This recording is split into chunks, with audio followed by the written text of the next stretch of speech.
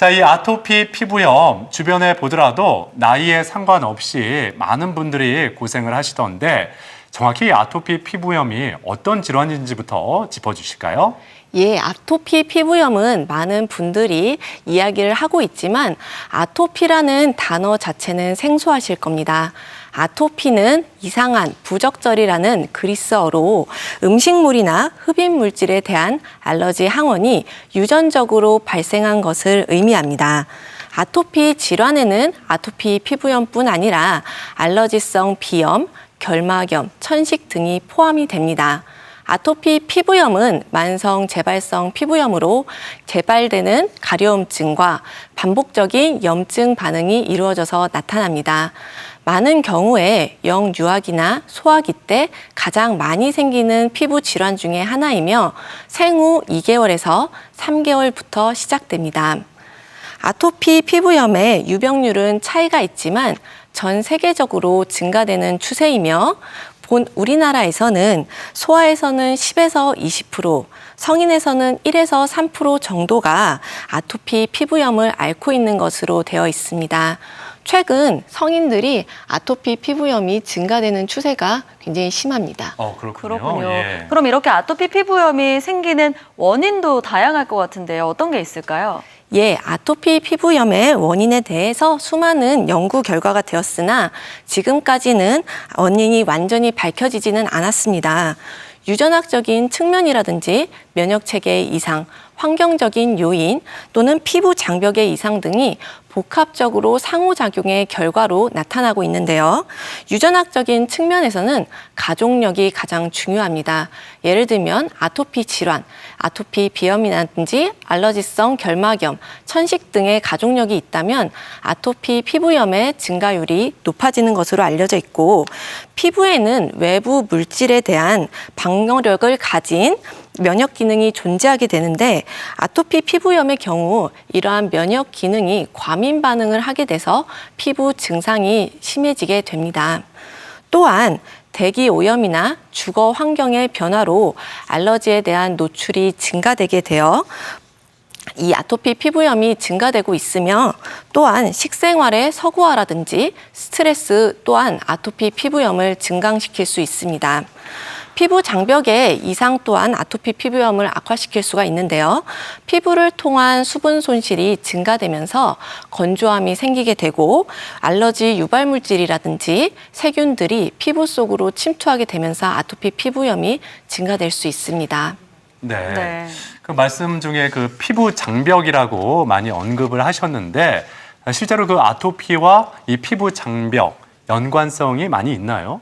예, 그렇습니다. 피부의 가장 중요한 기능이 하나가 피부와 우리 몸과 외부의 장벽을 형성하는 일입니다. 피부에는 물리적인 장벽, 화학적인 장벽, 면역체계의 장벽이 있는데 그중에 이제 피부의 각질 세포가 물리적인 장벽을 이루는 역할을 합니다. 이 피부의 각질층은 우리가 수분 손실을 막고 외부 물질을 막아주는 역할을 하게 되는데 이것을 우리가 벽돌과 시멘트 형상이라고 이야기를 합니다. 벽돌은 각질 세포를 의미를 하고 시멘트는 지방산이나 콜레스테롤, 세라마이드를 이야기하는 지질층으로 생성이 되게 됩니다. 피부 장벽이 손상이 되면은 수분의 증발을 막지 못해서 결국 민감하고 외부 인자에 손상되기 쉬운 상태가 되게 되는데 아토피 피부염 환자와 관련된 유전학적인 변이 중에 하나가 필라그린 단백질의 돌연변이입니다. 필라그린 단백질은 피부 장벽을 형성하는 단백질 중에 굉장히 중요한 단백질인데 이것이 돌연변이가 생기게 되면은 피부 장벽에 이상이 생기면서 매우 심한 아토피 피부염이 발생되게 됩니다. 그렇군요. 네. 보통 아토피 피부염을 앓는다 그러면 가려움증을 동반하잖아요. 그래요? 이 외에도 여러 가지 증상들이 있을 것 같은데 어떤 증상들이 있을까요? 예, 아토피 피부염 하면은 가장 먼저 생각하는 것이 가려움증이죠. 네. 이 가려움증이 낮보다도 밤에 굉장히 심합니다. 낮에는 여러 활동으로 인해서 신경이 분산되지만 밤에는 주변이 조용해지고 우리 몸에 콜티솔이라는 호르몬이 낮아지면서 이불 속에서는 또한 체온이 증가되고 하면서 가려움증이 심하게 됩니다. 아토피 피부염의 초기 증상으로는 이러한 가려움증으로 인해서 붉은 반점이나 발진 이런 것들이 우리 몸에 생기게 돼서 우리가 긁게 되고 긁은 자리로 세균이나 바이러스가 침투가 되면 염증이 발생이 되고 이 염증은 우리 몸에 있는 면역세포를 증강시키게 되어서 우리 가려움증을 더욱더 악화시키게 되는 악순환을 일으키게 됩니다. 또한 오랫동안 긁은 부위는 우리 몸을 피부를 두껍게 해서 태선화라는 병변이 생기거나 결절이라는 병변도 생기게 됩니다. 아토피 피부염은 연령에 따라서 증상이나 분포가 다르게 되는데요. 유아 아토피 피부염은 우리가 생후 2개월부터 만 2세까지를 이야기를 하며 보통 어머님들이 많이 이야기하는 얼굴에 태열이라고 하지요. 네. 이 태열은 이제 얼굴에 아기들이 홍조를 띠면서 가려움증을 이야기를 하는데 그런 태열이 많이 나타난다든지 또는 두피나 오히려 피부에 팔이나 다리의 바깥쪽으로 증상이 생기는 것이 특징입니다. 또한 소아 아토피 같은 경우는 2세부터 10세까지를 이야기를 하며 우리가 잘 알고 있다시피 팔의 접힘 쪽이라든지 다리의 접힘 쪽으로 많이 나타나고 또는 귀의 갈라짐이라든지 입술염도 생기게 됩니다. 성인 아토피는 소아 아토피와 매우 비슷하지만 얼굴이나 목, 노출되는 부위에 많이 생기게 되며 이로 인해서 환자분들이 외모적인 스트레스를 많이 받게 됩니다. 또한 손습진도 생기는 경우가 많고 그리고 사춘기 이상 지난 여자분들은 유두주반으로 습진이 많이 발생하게 됩니다. 네. 근데 그 소아뿐만 아니라 성인들에게도 이 아토피 피부염이 많이 나타난다 말씀을 하셨는데 네. 특히 여성들은 임신을 하면 호르몬 변화가 많이 생기잖아요. 예, 그렇죠. 이렇게 임신과 출산을 경험하면서 여성들의 그 피부가 아토피로 변할 수도 있는 건가요? 예, 그렇습니다. 임신 중 피부 질환 중 50% 이상을 차지를 하는 것이 임신 중 아토피 발진이라는 질환입니다. 대개 임신 중반기에 나타나며 아직 발생 기전은 명확하지 않습니다. 임신으로 인한 면역계의 균형의 변화가 영향을 미치는 것으로 나와 있고요. 임신 시에는 정상적인 생리적인 변화로 태아에 대한 거부 반응을 억제시키기 위해서 산모의 세포성 면역 반응이 증강이 되게 되는데요. 이로 인해서 임신의 이러한 정상적인 생리적인 변화가 기존의 아토피 피부염 자체를 악화시키거나 또는 임신 중 아토피성 발진을 유발시킨다는 보고가 있습니다. 그렇군요. 예. 자, 오늘은 아토피 피부염에 대해서 얘기를 나누고 있는데요. 아마 보시면서 우리 아이도 아토피 피부염이지 않을까 걱정하는 분도 계실 것 같습니다. 아토피 피부염이 맞는지 아닌지 좀 집에서 확인할 수 있는 체크리스트를 준비하셨다고요? 예, 그래서 제가 체크리스트를 준비했습니다. 보여드린 문항 가운데 10개 중에 3개 이상이 되면은 전문의와 상담이 필요한데요. 표를 함께 보시죠.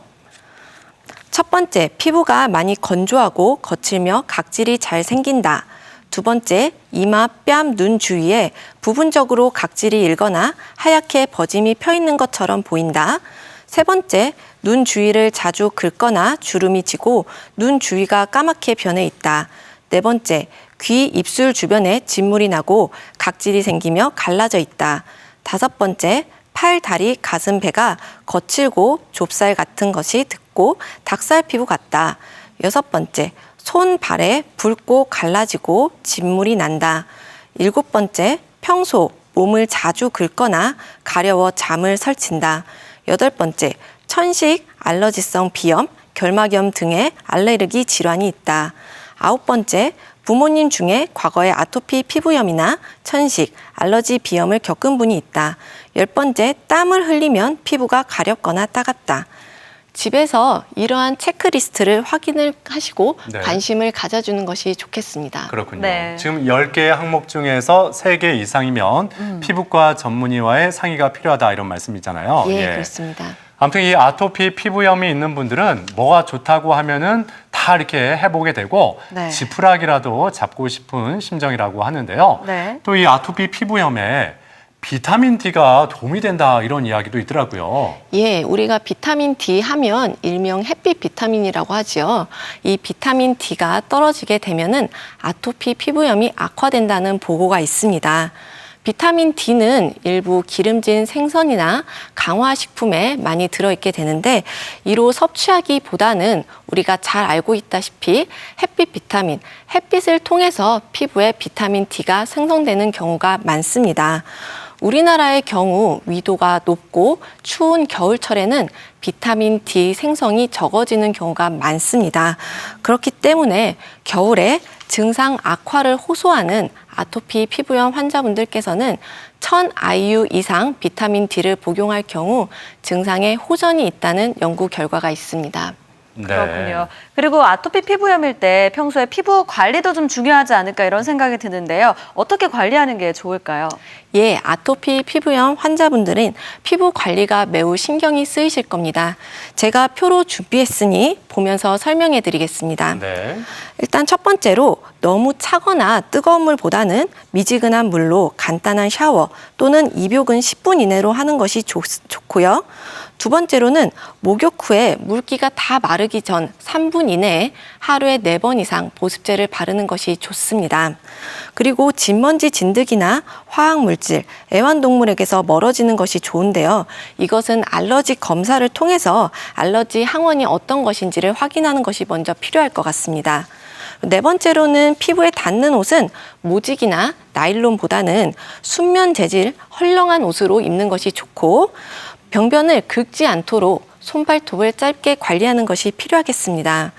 방 안의 온도와 습도는 적절히 유지하는 것이 중요한데 습도는 45에서 55%, 온도는 20에서 20도로 유지하는 것이 좋겠습니다. 이러한 6가지 사항은 지키는 것이 매우 힘들겠지만 최소한으로 지켜주셨으면 좋겠습니다. 네. 네. 자, 그리고 또 아토피 피부염에는 보습이 그렇게 중요하다고 하는데 평소에 그럼 보습을 어떻게 하는 게 필요할까요?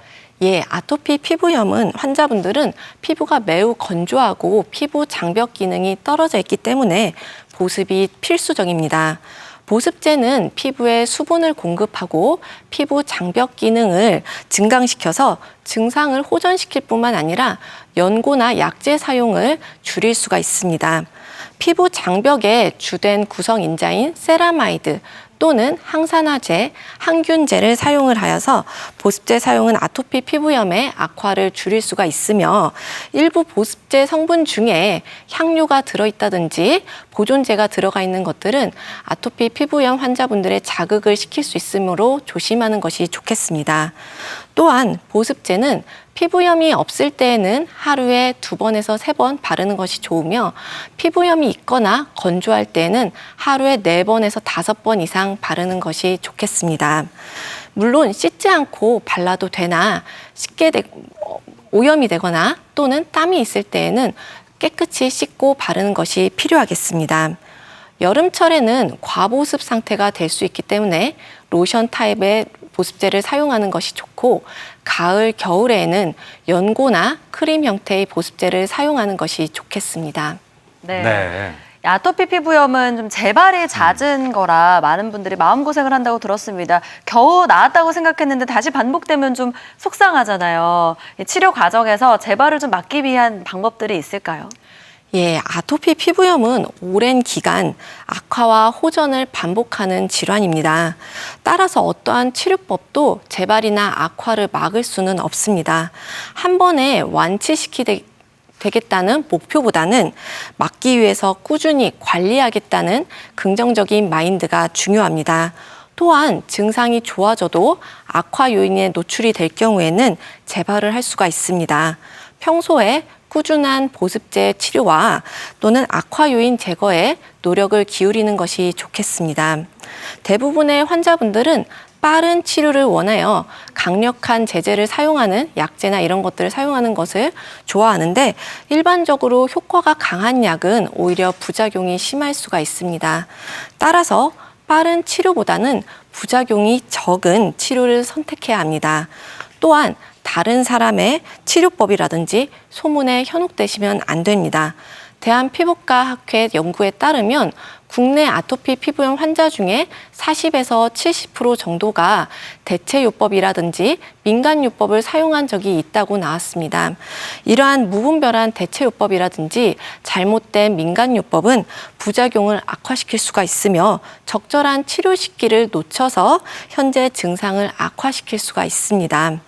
환자마다 악화 요인이 다르기 때문에 적절한 검사와 병력 청취를 통해서 자신한테 악화 인자가 어떤 것인지를 제대로 찾고 개인별 치료 방법을 통해 올바르게 선택하는 것이 중요하겠습니다. 네, 네. 그렇군요. 자, 건강 톡톡 오늘은 아토피 피부염에 대해서 알아보고 있는데요. 그럼 여기서 시청자 여러분이 남겨주신 궁금증도 함께 풀어드리겠습니다. 네. 자, 딸아이가 아토피가 심합니다. 이제 찬바람이 불면 또 고생을 할 텐데 환절기 주의사항이 있을까요? 예, 고온 다습한 여름이 지나고 가을, 겨울로 접어들게 되면은 굉장히 건조해지면서 일교차가 심해지게 됩니다. 일단은 건조해지는 시기에 아토피가 심해지는 것은 충분한 보습제를 사용하는 것이 중요하겠습니다. 특히 크림이나 연고 타입의 를 선택해서 보습제를 사용하는 것이 중요하며 실내에만 생활을 하기 때문에 진먼지 진드기라든지 이런 알러지 항원에 대해서 회피를 하는 것도 중요하겠습니다. 네. 네. 자, 그리고 다음 질문입니다. 아직도 아토피 피부염으로 고생하고 있는 40대입니다. 잠깐 좋아졌다가 재발하는데 아토피 피부염은 혹시 평생 가지고 가야 하나요? 하고 걱정해 주셨어요. 예, 아토피 피부염은 아까도 제가 말씀드렸다시피 어떠한 치료법으로 완치된다기보다는 호전과 재발과 악화가 반복되는 질환입니다. 따라서 환자분께서는 자신의 악화 인자를 제대로 찾아서 적절한 치료를 하는 것이 중요하며 어떠한 치료가 완치된다고 해서 그러한 소문에 현혹되기보다는 자신한테 맞는 치료법을 찾아서 치료를 하는 것이 중요하겠습니다.